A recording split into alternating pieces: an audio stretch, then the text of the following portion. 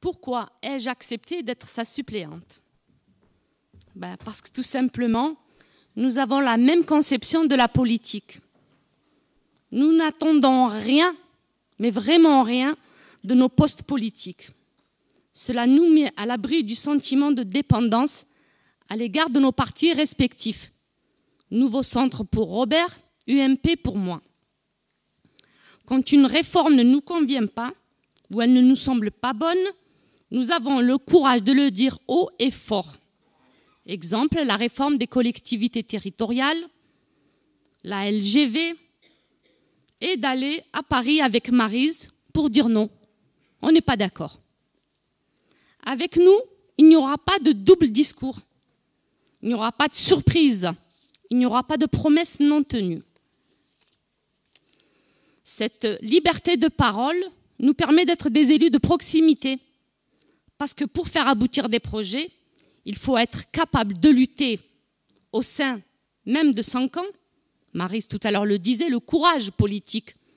C'est des fois de lutter, même au sein de 5 ans, pour imposer une idée. Il faut être capable d'écouter, d'observer les demandes de nos concitoyens. Il faut savoir nouer des relations avec les administrations pour mettre de la cohérence dans les politiques publiques. Parce que si vous ne savez pas parler aux fonctionnaires, votre projet, il est à la poubelle. Donc il faut savoir négocier, il faut être un fin observateur des politiques publiques et de ses fonctionnaires. Alors je vais vous donner un petit exemple pour étayer un petit peu mon argument. La jeunesse. Et d'ailleurs à ce sujet, moi je n'ai pas d'état d'âme avec M. Guend. Je n'ai pas à lui avouer de l'affection. Je le respecte. Je respecte l'adversaire politique et je pense qu'il ressent la même chose. Mais je n'ai aucun état d'âme à dénoncer certaines choses. Que fait André Guend pour les jeunes de notre canton? Rien. Il distribue des subventions, ça et là, comme on fait son marché le dimanche matin, pour acheter la paix sociale. Et on donne des subventions, notre argent, à des associations qui doivent mener notre politique. Moi, je n'ai pas d'affection pour M. Guend. Parce que je n'aime pas cette façon de procéder. Je n'aime pas qu'on achète la paix sociale avec l'argent des contribuables, avec notre pognon.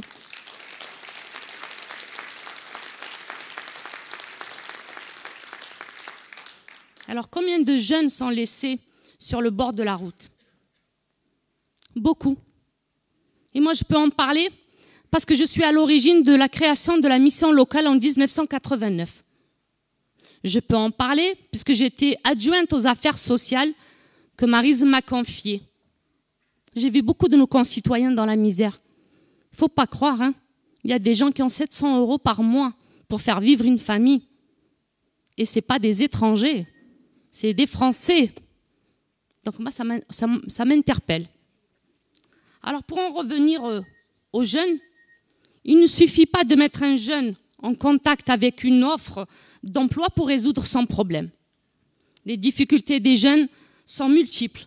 La mobilité, la pauvreté, le manque de logement, le manque de qualification, l'absence de repères, des codes sociaux ou la falsification voulue et délibérée des repères font qu'il y a tellement de dispositifs que les jeunes ne savent plus où ils en sont.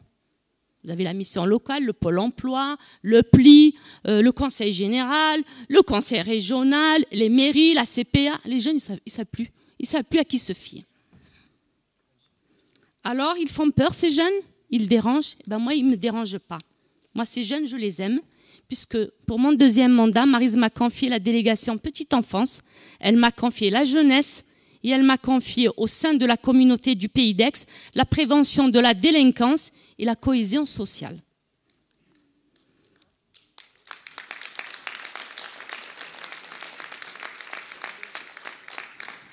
Alors quand Robert m'a fait cette proposition d'être sa suppléante, j'ai dit écoute, moi j'ai des priorités. Moi, je ne vais pas venir comme ça, la fleur au fusil, pour faire bien, pour faire joli, pour faire potiche, parce que là, il y a la parité, il faut une bonne femme là qui te suit. Non. Je dis, moi, j'ai des choses à dire, et puis j'ai des projets à porter. Ce sera les jeunes. Alors, si nous sommes élus, nous essaierons, Robert et moi, de mettre en cohérence tous les acteurs de terrain pour arrêter la gabegie des deniers publics en créant une espèce de guichet unique pour les jeunes de notre canton. Nous nous rapprocherons de la mission locale du CFA d'Aix-en-Provence afin de mettre en adéquation l'offre de qualification avec les offres des petites et moyennes entreprises sur notre territoire. Parce que pourquoi former des esthéticiennes ou des coiffeurs sachant que le marché est bouché? Ça n'a aucun sens. Donc il faut être un petit peu... Moi, vous savez, je ne sors pas de Sciences Po, mais j'ai le bon sens comme le Crédit Agricole. Hein. Donc j'essaye de mettre en cohérence les choses. Bon, hein, parce que... Hein. Nous ferons aussi entendre notre voix pour construire des logements ou des foyers pour les jeunes travailleurs.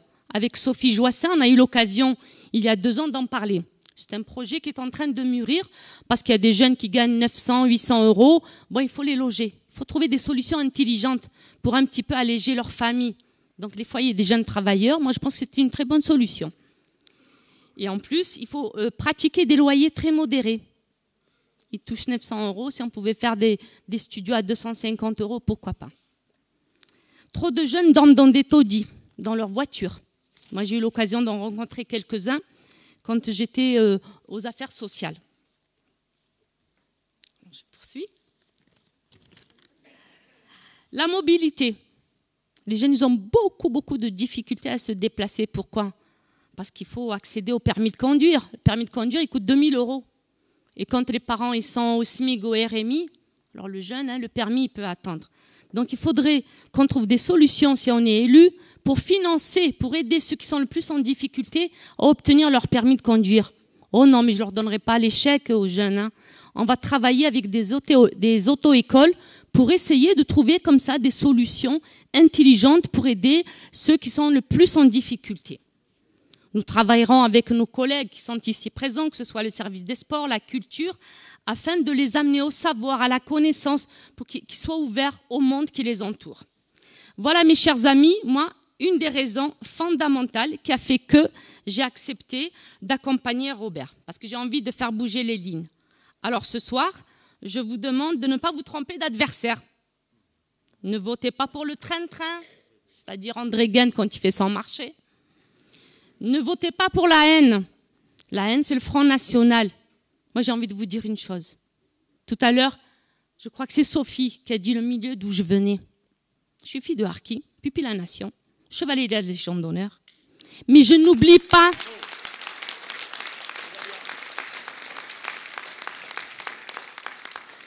Je n'oublie pas, moi, ces milliers de tirailleurs algériens, ces taubors marocains, ces Sénégalais et d'autres qui sont morts pour que la France brille dans le monde. Nous sommes tous des émigrés quelque part, ou issus d'une famille émigrée. Donc Marine Le Pen, moi je crois qu'il faut mettre ça de côté. Votons intelligents, votez pour des gens qui ont une certaine cohésion dans leur politique, votez pour des gens qui rassemblent la France et qui ne la divisent pas. Votons pour que notre pays, le pays pour lequel mon père est mort à 32 ans, brille dans le monde, parce que c'est le pays des valeurs républicaines, c'est le pays de la laïcité et c'est le pays des droits de l'homme.